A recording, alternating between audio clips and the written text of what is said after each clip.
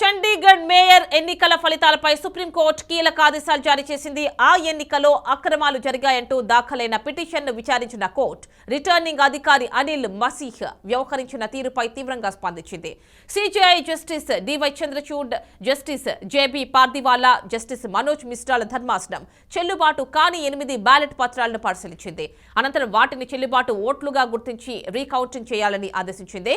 ఈ లెక్కింపు ఆధారంగా ఫలితాలను ప్రకటించాలని స్పష్టం చేసింది.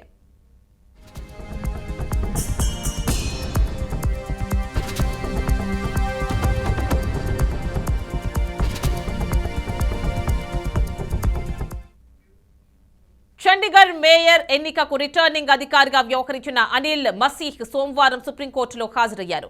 కొన్ని బ్యాలెట్ పేపర్లపై ఏదో రాశారన్న ఆరోపణలపై న్యాయమూర్తులు ఆయన్ను క్రాస్ ఎగ్జామినేషన్ చేశారు.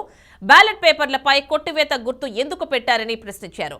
మసీహ్ స్పందిస్తూ అప్పటికే 8 బ్యాలెట్ పేపర్లపై ఏమేమో రాసి ఉందని, తాను వాటిపై కొట్టివేత గుర్తు వేశానని వివరించారు. తాజాగా ఆ పేపర్లను ధర్మాసనం పరిశీలించింది.